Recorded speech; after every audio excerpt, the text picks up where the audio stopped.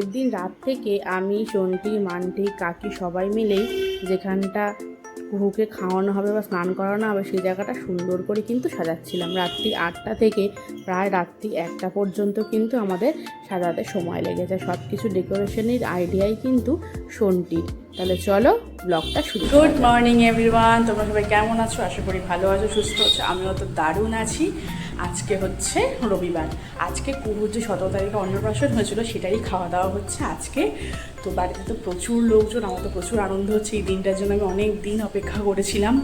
তো তার জন্য কিন্তু তোমাদের পুরো ব্লগটা দেখতে হবে, আর কেমন লাগছে কুহুকে অবশ্যই জানাতে হবে। তো চলো আজকের থেকে ব্লগটা শুরু করা যাক। আর এখানে কুহুকে যে 7 রকম ভাজা দেওয়া হবে সেটাই এখানে ঘরে কাকি ভাজছে। আলু ভাজা, কুমড়ো ভাজা, পটল ভাজা, গাজর, বেগুন, মাছ ভাজা, ফুলকপি ভাজা সবই এখানে ঘরে ভেজে নেওয়া হচ্ছে। আর মাছ, ডাল এগুলো সবই যে এখানে রান্না হচ্ছে সেখান থেকে আনা হবে। আর এই দেখো আমাদের সাজানোটা একদম কমপ্লিট হয়ে গেছে। আর আমরা চান করানোর জন্য এই পদ্মটাও অর্ডার করেছিলাম। আর জানো তো অনেক দিনের শখ ছিল এরকম পদ্মের মধ্যে কুহুকে স্নান করাবো, সেইটাও বেশ পূরণ হয়ে গেল শখটা। এখন আমরা চলে এসেছি ছাদে ব্রেকফাস্ট করার জন্য। বাড়ির সবারই মোটামুটি ব্রেকফাস্ট হয়ে গেছে, আমরা কতজন বাকি ছিলাম। আর এখানে জানো তো কুহু এসছে দেখতে, সে সবাই কে কীরকম ব্রেকফাস্ট ঠিকঠাক মতো করছে কিনা।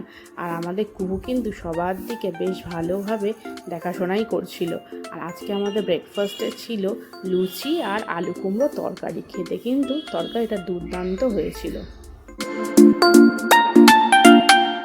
আর তারপরেই তো পদ্মর মধ্যে বেশ একটুখানি দুধ, জল আর গোলাপের পাপড়ি ছড়িয়ে কুহুকে এই চান করানোর ড্রেসটা পরিয়ে আমরা বসিয়ে দিয়েছে। দেখতে কিন্তু কুহুকে খুব মিষ্টি লাগছে।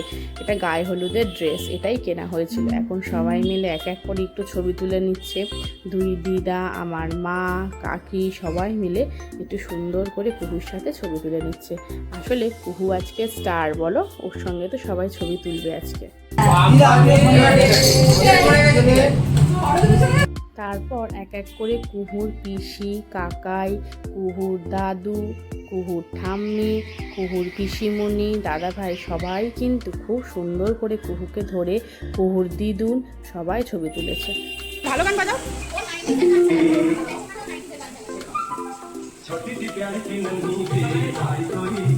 তারপর আমি ওপরে দেখতে এসেছিলাম যেখানটা রান্না হচ্ছিল। আসলে তখন এত মুষলধারে বৃষ্টি শুরু হয়েছিল, ভাবছিলাম হয়তো খুব অসুবিধা হবে রান্না করতে, একটু জল জল হয়ে গেছিলো।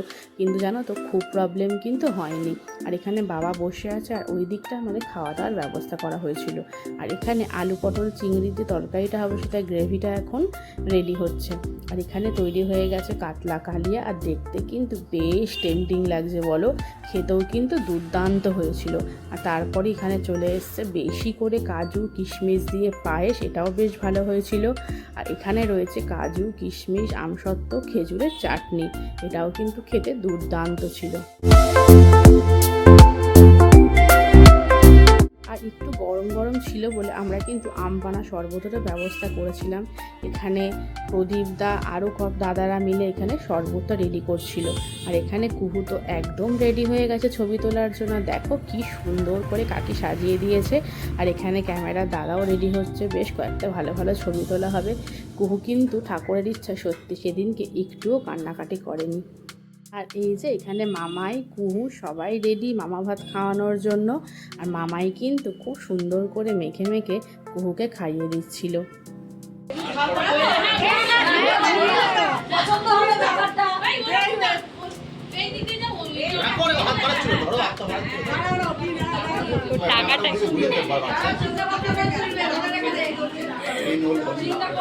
আরে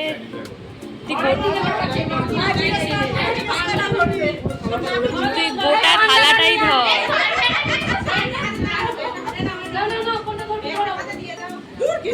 ও গোটা থালাই ধরেছে।